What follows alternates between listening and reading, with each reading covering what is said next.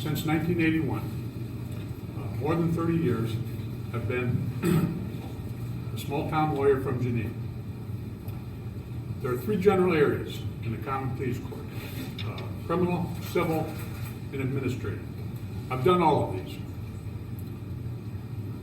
these. On the criminal docket, I've done everything from petty theft to murder. I understand that real criminals need to go to jail. That's not all of them that come before the court. There are good people in bad situations. I've represented a lot of those. I've had the opportunity to walk them through this court system for rehabilitation, to pay the price of their crime, and ultimately become a productive mothers and fathers in our community. That's how this court is supposed to work. The Common Pleas Court has the opportunity to deal with felony matters where drugs are one of the major problems. It's not a problem for a judge, it's an opportunity. It's an opportunity to bring some of these people back into our community. In the civil matters, there's business, individual, civil rights, money damages, personal injury, divorce. I've done all of these. For example, I represented a truck driver, badly loaded truck, had an accident, serious injury. He was on the ropes, losing his business. I was able to conduct a jury trial of over a week, resulted in a verdict of over $250,000. It saved his business. He would say it saved his life. That's the kind of thing that I did as an attorney. In the administrative area, the Common Pleas Court is like a court of appeals.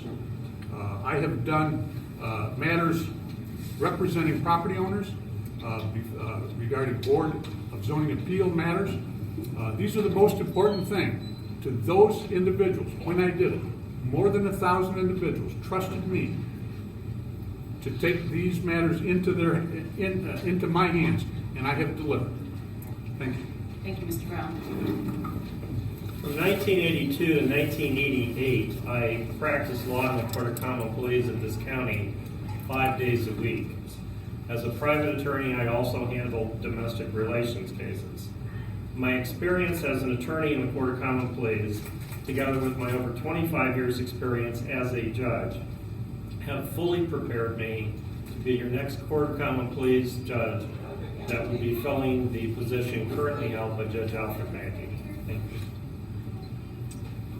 Please describe one instance in which you faced an ethical dilemma and how you handled it. Mr. Harris.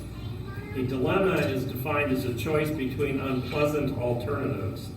Canon 1 of the Code of Judicial Conduct requires that judges avoid impropriety and avoid even the appearance of impropriety.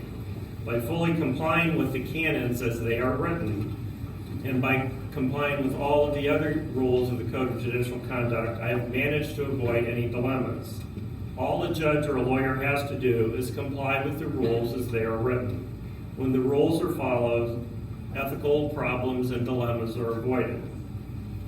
Ethical problems arise when people refuse or fail to follow the rules as they are written. I have followed the rules, therefore I've been able over the last 32 years as an attorney and as a judge to avoid ethical problems. Thank you.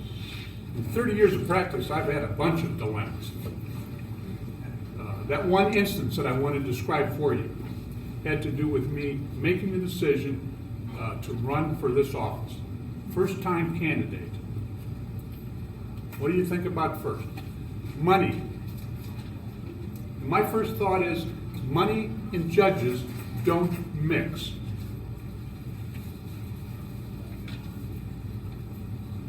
The solution to that dilemma, very simple. No money from nobody. That's my campaign. That's how I intend to conduct it through this primary and the general election. That is the solution to a dilemma that I believe faces every single judicial candidate, and they take it with them to the bench. We have sitting judges who ask for and have accepted on their behalf as much as $150 for a single fundraiser. That's from an attorney who's going to appear in front of him the next day. Now, if that's not the appearance of impropriety, I don't know what is. The only way to avoid that, no money from nobody. Thank you. What changes, if any, would you make if elected to the bench? Mr. Brown. There are many changes that go on all the time through our court process. I've watched many of those changes for over 30 years. Here's a couple suggestions I have that I would like to fulfill. One of them can be done almost immediately. We have in this state a public records law,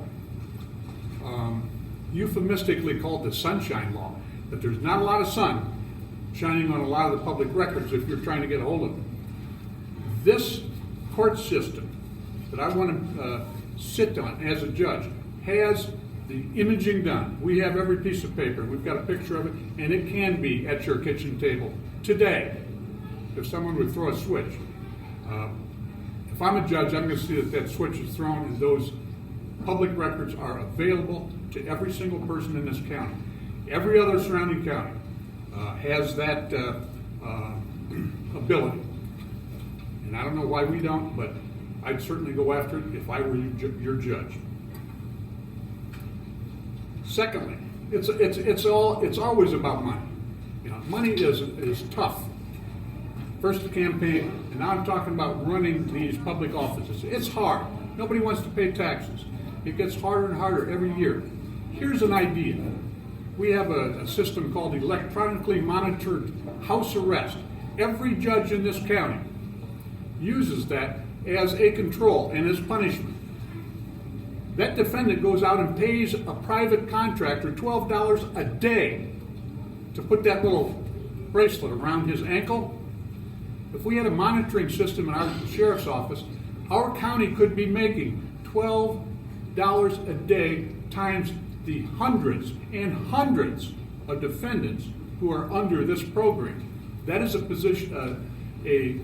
system that would not only pay for its installation and its upkeep, it would be profit making for the courts, for the sheriff's office, for everyone. That's a change that I believe could be made to better enhance providing justice to this community. Thank you.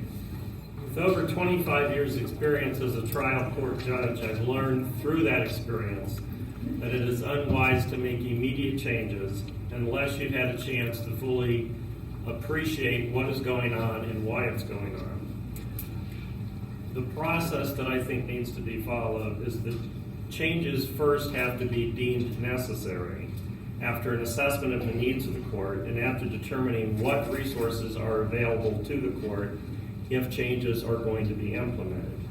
If elected, I would work with the other judges, court personnel, the Bar Association, and other involved parties to determine what changes, if any, are needed and what resources are available to successfully implement the change. The reason for involving all the interested stakeholders is their input is very important to help determine what changes are needed, if the resources exist to make the change, and if the proposed change will actually make things better. That's what I would pledge to do as your judge, and I would point out that over the years of experience of our 3 general jurisdiction judges, changes do occur, but it's only after they follow a process of determining whether or not the change is needed and whether or not they have the ability to make the change. So thank you. Thank you, gentlemen. Now you have your 1-minute closing statement. We'll begin with Mr. Harris. The Court of Common Pleas of each county handles some of the most important cases in our county. The felonies, foreclosure, and divorce cases that affect everyone, directly or indirectly, and those things you need to be aware of, whether or not you're going through a divorce or whether or not you're a victim of a crime. What happens in this county does affect you. The voters in this county will have an opportunity to elect 3 new judges in 2014. It is important that those 3 people have the integrity, education, experience, and ethics to fulfill their duties as a common police court judge. For over 25 years, I've proven that I have the integrity, judicial education, judicial experience, and ethics to be a very good judge. I follow the rules, I get my work done, I get it done correctly, and I get it done on time. This county cannot afford to give anyone who has a history of ignoring rules the power of a common pleas judge. Thank you. I want to thank you all for your attention. I'm looking for support in your vote. I've been a practicing attorney for over 30 years. I've had more than 1,000 clients, real people with real problems. I've represented them in this court that I want to be the judge in. However, I've also, in Ashtabula County and the surrounding counties, I've appeared in every single court in this county, the county, municipal, juvenile, probate, as well as our Court of Appeals. I've done all of them. And that's the experience that I can bring to the bench and understand what those litigants want. I'm going to do one thing for those litigants and those real people as a judge. I'm going to listen to them. Thank you.